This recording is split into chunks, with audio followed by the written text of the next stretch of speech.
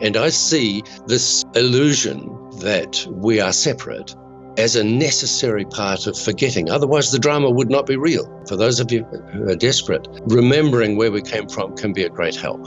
Actually, what I'm describing here is the first universal truth. The first one is the hardest one to get if you've not been thinking like this. It's that we are entirely the creator of our own realities, because perception is everything. And here's my image for explaining it.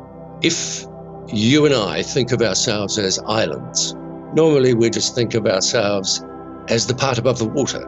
But each of our islands goes way down, very, very deep. And those are the parts of us that are truly powerful. And we feed them and we make them. And if we go down deep enough, your island connects with my island and everyone else's island. And there you can start to see the oneness of it.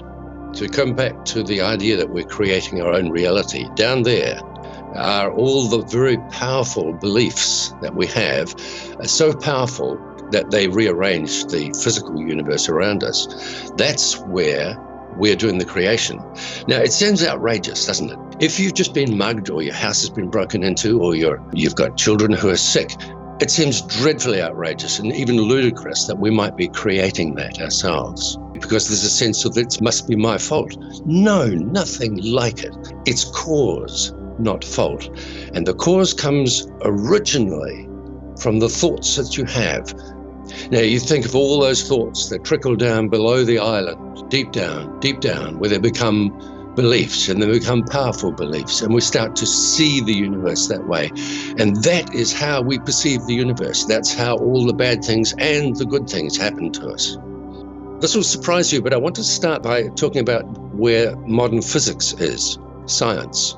They have made discoveries, and here's the discovery. You'll be aware, I'm sure, that scientists have been searching for the fundamental particles of the universe. The word boson comes to mind there. They've been searching, and they have gone down deep into their systems to find how these tiny subatomic particles are behaving. And here's the result.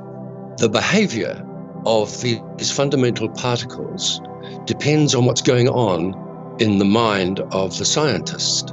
The existence of the fundamental particles depends on what's going on in the mind of the scientist. They found their mind in there. They found their mind in there, in these subatomic particles which are not part of them. Your life is a mirror. Einstein saw this coming back when he was alive, and he hated the idea. He said he likes to think that the moon is still there even when he doesn't look at it. But do you see the implications? We create everything around us. It's the accumulation of our thoughts, our attitudes, our passions that go deep down below that island that I talked about, the island of our surface self, deep down, and accumulate till they become very powerful beliefs and creative attitudes. It's a bit of a contradiction in me, I've got to tell you. My normal attitudes to life, having done all this, I do feel a compassion for people. And yet, you need both sides of the coin. You need the joy and the sorrow. You need the good and the bad. The up and the down. Life makes no sense without both. So part of me, yes, it feels that compassion, but part of me stands back and says there's actually not much to be done. I'm not going to go out there and stand on a street corner with this stuff, because consciousness is functioning exactly as consciousness does. It's all there. Even today's worldwide problems and the high levels of anxiety, that will resolve itself. It's all happening as it should, because it is all connected. Okay, let's go back to the fourth one, that you are already in your spiritual home. This must seem outrageous as well to many people. If you've just lost a lot of money, or you're sick, or something like that, then for someone like me to come along and say you are in your spiritual home right now, that seems ludicrous. And yet the drama of that and how you respond, that is the challenge.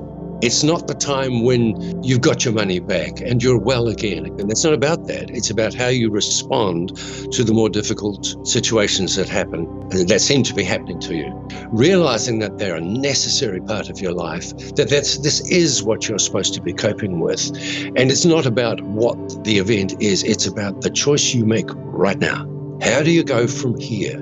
Well, first up is to know that you do have choice. We hear the idea all the time, I didn't have any choice, I had to do that. There was no choice. But of course there's choice. And to have that realization that it is a choice is a hugely liberating thing for many people. Consciousness cannot be created nor destroyed. It can only change its form. So we go. It seems when we look at an old person who dies that their personality dies too, but our perspective when we look at that is our perspective attached to the physical body. What we don't see normally is that mind is fully there, spirit is fully there. One thing I'm certain you can expect is that the other four universal truths will keep on right on going. After you leave your body, you keep creating your life.